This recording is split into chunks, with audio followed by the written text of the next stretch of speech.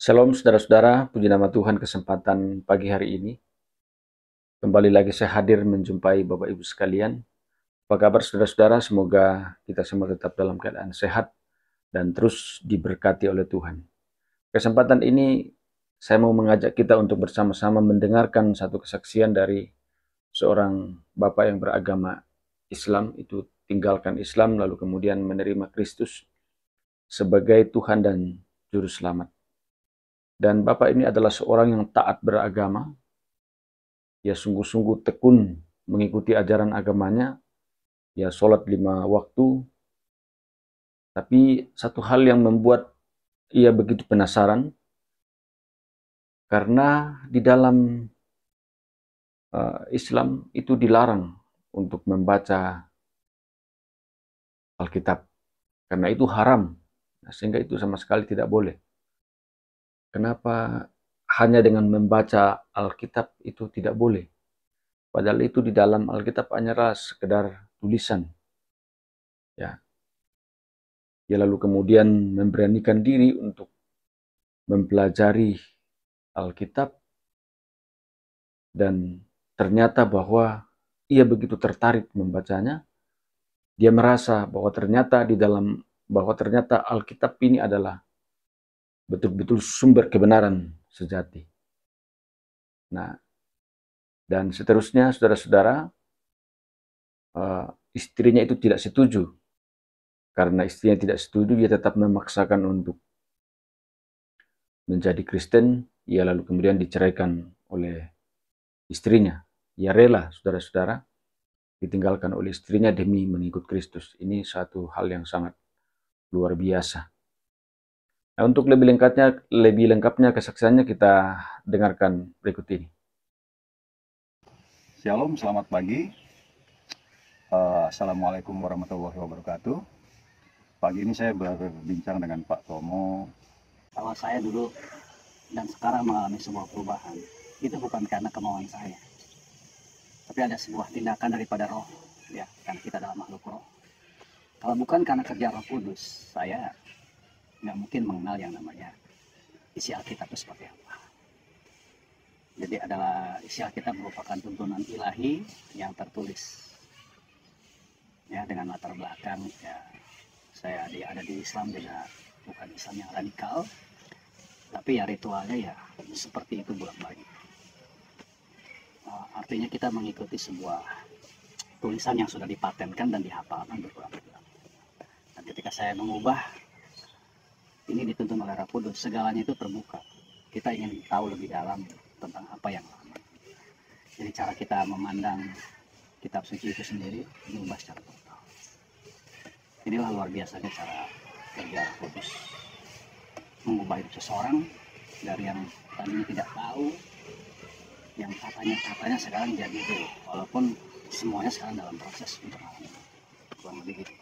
Ya, jadi itu semua karena karya Roh Kudus ya Pak ya? Karya Roh Kudus, bukan karena dibeli orang, dikasih, bukan. Dan saya juga tidak menjelek-jelekan.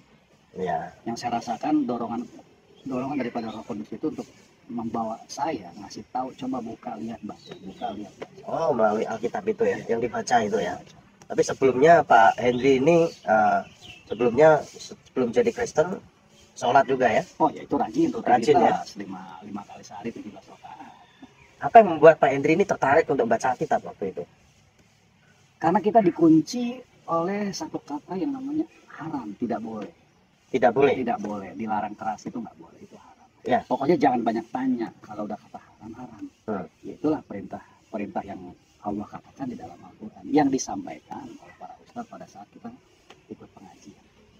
Ya udah, saya patuh. Ya, terus? Jadi ini kita terbelenggu, ya kita patuh. Terus kok bisa mengambil Alkitab dan membaca itu? Ya karena dibongkar roh Kudus tadi. Oh, Roh Kudus. Roh Kudus yang bisikin, bongkar baca, bongkar baca, lihat, bongkar baca. Akhirnya Pak Henry mengambil Alkitab itu. Akhirnya itu saya baca, ternyata hanya sebuah tulisan biasa. Buku ada penyusunnya, ada lembaganya gitu. Lalu apa yang ditakutkan dalam hati saya? Ya sudah, ya saya buka aja. Nah, setelah membaca itu saya baca, ternyata cerita lengkap tentang apa yang sudah disampaikan waktu itu saya ngaji, itu lengkap semua di dalam Alkitab. Ada semua ya. Sementara kalau di dalam Al-Quran Itu hanya dibacakan beberapa ayat lewat ustadz dan kita nggak perlu buka buku, Nggak perlu tahu artinya juga nggak ya. perlu tahu artinya juga, dengarkan aja apa Hmm. kata si Ustadz. ustadz atau ustazah menyampaikan, ya kita dengar. Kalau di Alkitab kita dituntun dibaca dalam bahasa Indonesia, kita Jelas. ya, jelas sejarahnya ini, sejarah tidak lompat-lompat. Ya, ya. Ceritanya runut ya. Ceritanya runut rapi. Nah dari situlah kita memulai, lalu punya hikmat dengan banyak gaya bahasa yang dipakai gitu kan. Yang tadinya saya didoktrin atau diajarkan bagaimana mungkin kau bisa melihat Tuhan, sang pencipta itu, melihat ciptaan, kau nggak sanggup gitu. Nah cara berpikir itu setelah kita baca Alkitab dirubah. Ya, ya. Dengan ada satu, saya tertarik banget dengan sebuah kalimat yang mengatakan Tuhan turun ke bumi dalam rupa manusia. Itu yang membuat tertarik ya ya. itu apa sih gitu kan, yang bikin kita tertarik.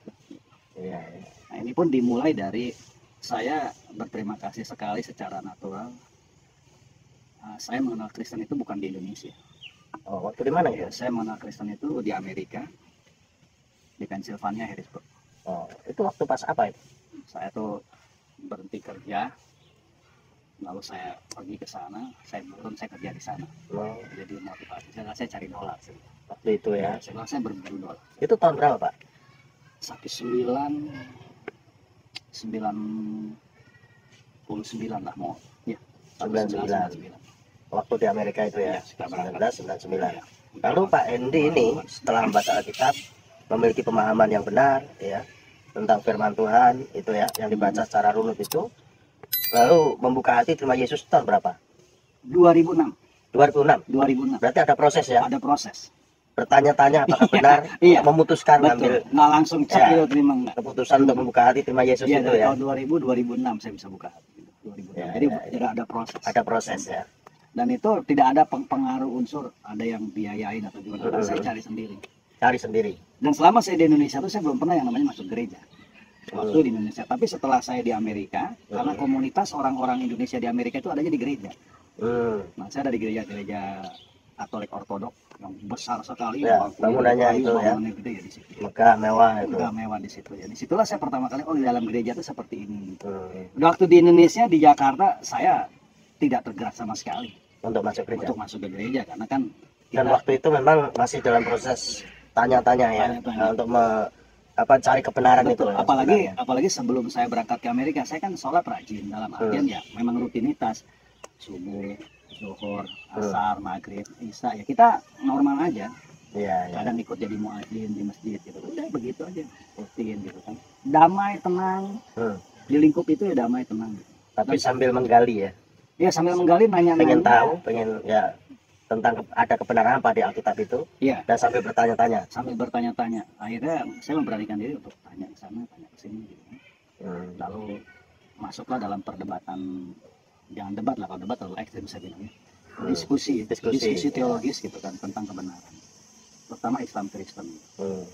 Ya karena kita kalau lagi diskusi dengan orang, pesan guru ngaji kita tuh udah gampang lah. Ya kalau ada gitu kan cukup katakan lakum dinukum waliyadin selesai. Kemudian kembali agamaku, agamamu, nggak usah ganggu. Nggak usah lagi ganggu lagi. Itu ya, Nah kita terkunci di yang beberapa kali ditanamkan itu. ditanamkan sama bacaan-bacaan Quran yang mengatakan keesaan Tuhan, bahwa bagaimana Tuhan bisa beranak dan diperanakan. Tidak mungkin. Nggak mungkin.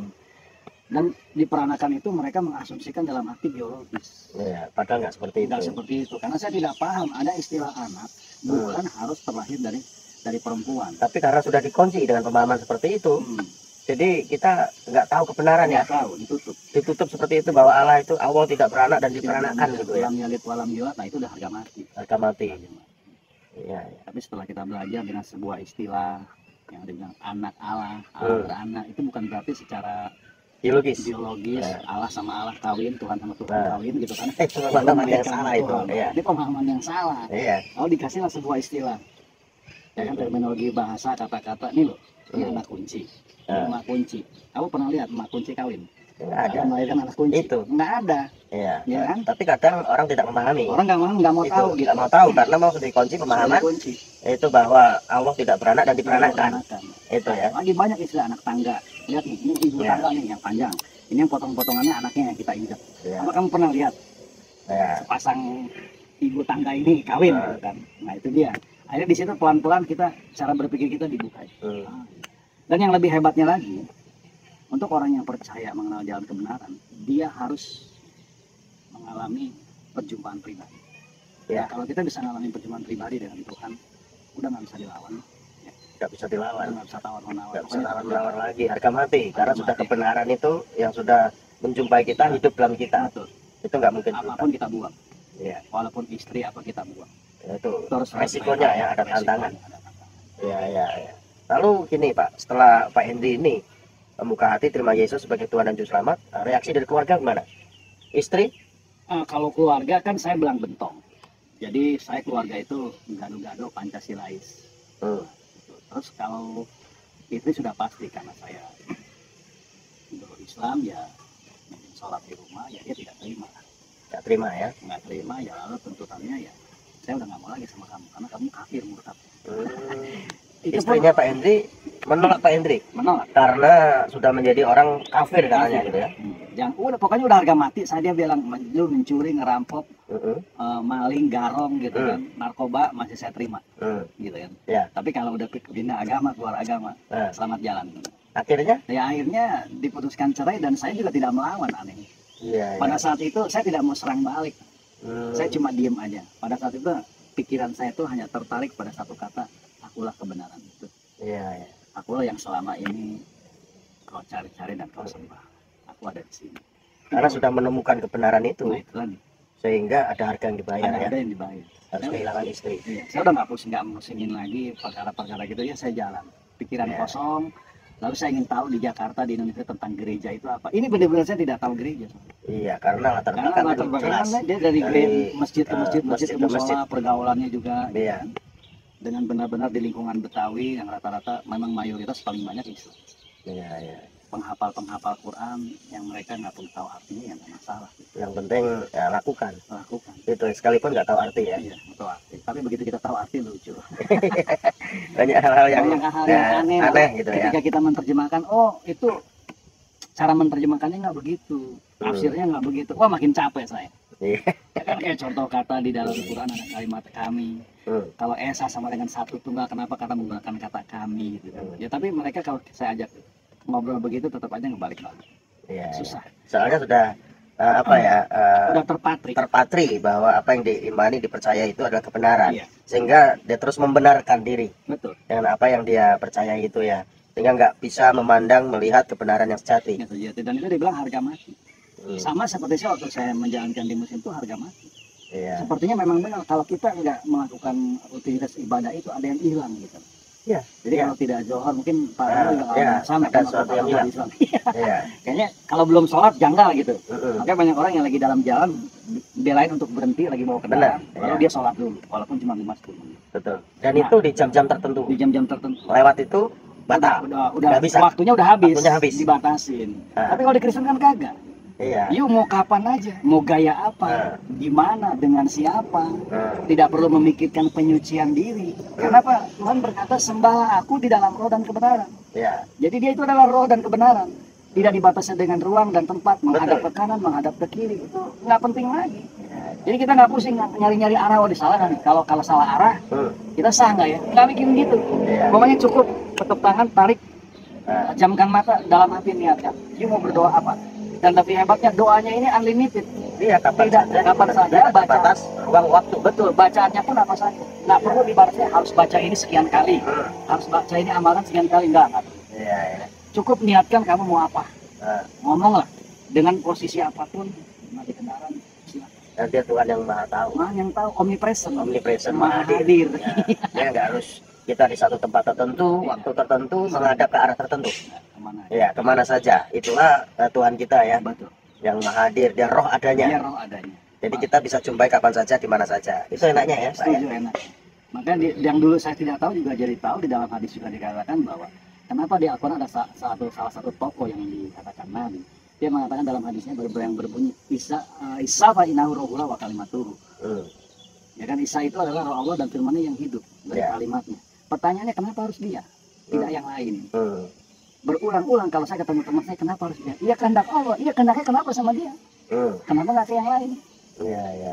Ini kan jadi satu pertanyaan besar. Ya, kalau dia kalimat Allah berarti Dua kan berarti itu dasarnya Allah sendiri, Iya. bukannya diciptakan. Jadi ada bagian dari Allah itu yang keluar, yang menjelma, nuzul, Nuzul, ya ya. nuzul menjadi. Oh begitu, ya memang maunya begitu Pak, nggak bisa kita bantah. Ada memang aturan main yang memang baku dan kita nggak bisa nolak. Ada yang gitu ya Iya, penjelasannya. harga Ya. mati Pak, nggak Harga bisa. mati, ya. Kayak langit begitu tinggi, semakin kita melihatnya seakan-akan langit itu turun. Padahal begitu kita samperin, nggak ada ujungnya. Nggak ada Dan lebih ujungnya. antiknya lagi, ini langit nggak ada tiang loh. Iya. Tidak ada tiang penyangga, kok begitu? Ya memang begitu. Memang begitu. Gitu. Jadi Iya. kalau dalam agama Kristen ada Bapa, Anak, dan Roh Kudus, kok bisa begini? Ini buatan manusia? Enggak, memang begini. Iya. Lihat aja ruas jari kita. 1, 2, 3. Lalu tubuh kita, kepala, badan, kaki, tangan, ya, pergelangan, sikut, sama bahu. Itu semua bagian dari tubuh. Bagian dari tubuh, Oh iya. tubuh, roh, jiwa. Kok Itu begitu? bagian dari manusia. Bagian manusia dan nggak bisa Iya, nggak bisa ditawar. dipisahkan. Memang begitu, Iya. Kalau manusia tanpa tubuh apa namanya? mati. Jadi tiga ini nggak bisa Iya. dipisahkan. Manusia tanpa roh mati juga kan? Mati juga. Iya. Jadi nggak bisa dipisahkan. Nggak bisa dipisahkan. Bapa, Anak, dan Roh Kudus. Sebenarnya setelah saya di dalam Islam pun ada 3. Cuman mereka tidak mau mengakui. Iya. Coba Bapak waktu sholat sama sholat kita sholat, itu ada bacaan terakhir namanya at-tahiyatul. At-tahiyatul. At-tahiyatul mubarakatuh salawatu sayyibatulillah. Itu kan ada Allahumma sholli ala sayyidina Muhammad wa ala ali Muhammad kama barakta ala sayyidina Ibrahim wa ala ali Ibrahim, ujungnya fil alamina innaka Hamidum Majid. Pertanyaannya, ketika kita membaca rangkaian surat ini, bisa nggak salah satu tokoh saya cabut? Nggak bisa. Mohon izin Pak. Salah satu saya tiadakan gitu, Nah. bisa nggak? Kan dia nggak berani. Iya, nggak berani. Tapi pikiran dia nggak terbuka. Walaupun kita tidak menyembah dia, kita menyebut namanya. Menyebut nama itu. Menyebut namanya di dalam ibadah, itu kan ibadah Iya. yang sakral ya, hukumnya Sakral. ritual sangat Ritual pribadi. dalam ibadah. Aha. Itu nyebut nama itu Menyebut juga. nama Ibrahim. Ibrahim dan Muhammad. Kenapa Muhammad tokoh disebut. yang disebut ya? Kenapa nggak ini ya? Fokus saja. Nggak fokus aja satu Pada kepada Allah. Allah, kan esa Iya, sendirian iya. dia. Kalau emang Kenapa dia harus tunggal, menyebut ngapain harus itu? nyebut 2 ini? Iya. Itu PR buat mereka. Maksudnya buat kaum saya dulu itu PR. Iya, iya. Harus Kita bukan direnungkan itu. Iya, bukannya kita menyudutkan. Coba tolong jawab pertanyaan saya. Dasarnya apa? Lalu siapa yang membuat kalimat, yang membuat bacaan itu? Iya. Ya dong, apakah itu Allah siapa? tulis, lemparin ke bumi, Ya. cus, pakai kertas, lalu ditangkap oleh manusia, lalu disalin? Apakah begitu Seperti ceritanya? itu, Makanya saya bilang kalau ada teman-teman saya yang lawan agama itu mah kita bikinan manusia. Yes, saya aminkan. Memang Alkitab itu ditulis oleh manusia. Manusia yang menulis atas Manusia ilham menulis, Roh Kudus. tapi ilhamnya, pola Roh Kudus. pikirnya itu Roh Kudus. Jadi manusia itu, nabi-nabi, rasul-rasul itu menulis Alkitab bukan kehendaknya sendiri, Bukan. kehendak Roh Kudus. Kehendak Roh Karena Kudus. didorong Roh Amin, Kudus ada menulis itu, tuntunan. sehingga tanpa salah. Tanpa salah. Itu. Dan dia ditulis oleh 40 orang lebih. Dan itu harus beda. Kalau sama namanya bohong, Pak. Ya, sesuai dengan karakter Iya, masing-masing. harus berbeda. Iya, karakter Paulus, karakter Petrus beda. Beda. nggak boleh Gaya sama. penulisannya Gaya juga beda. penulisannya Tetapi inti Sama. daripada berita itu sama. Sama, Ini iya yang itu. benar. Karena itu Tuhan kan yang mendorong para hamba-hambanya itu untuk menulis.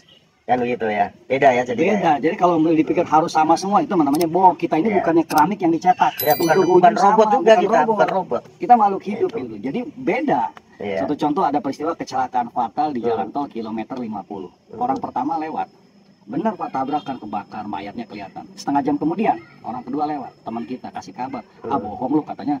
Ini orangnya mati. Udah diangkat. Iya, iya. Orang ketiga datang, udah dibersihin Pak. Yang keempat datang nggak ada apa-apa, cuma bekasnya hitam. Tetapi memang yang dia lihatnya beda. Tetapi ingat, inti dari peristiwa itu sama. Sama, ya. Telah terjadi kecelakaan maut di kilometer 50 yang mengakibatkan 5 atau 6 orang korban.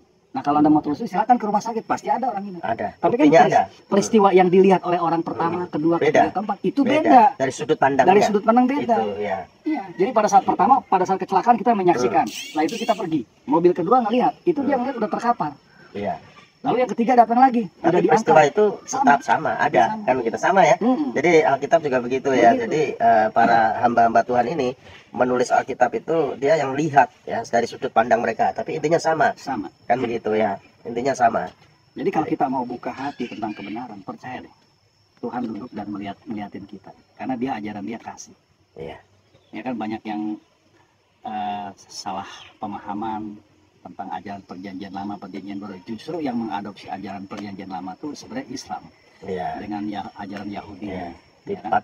Dipadukan. Dengan gaya-gaya Arab. Tapi kalau ajaran Tuhan, memang salah Pak kalau Tuhan mau turun ke bumi jumpain kita. Ya nggak salah. Lah. Dia kan Tuhan Maha Kuasa. Iya. Punya otoritas Betul. sesuai dengan bertindak sesuai dengan kehendaknya. Kehendak dia, kalau dia mau, kenapa? Kalau manusia ingin menjadi Tuhan, itu yang Nah, salah. itu yang salah. Kalau Tuhan mau menjadi apa saja bisa. Kan mau jadi batu, menjadi pohon nggak bisa. Kan dia Tuhan Maha Kuasa. Karena yang diselamatkan manusia, Manusia. maka dia menjadi manusia kan Bukan gitu ya. gajah kan. Bukan gajah kan gitu.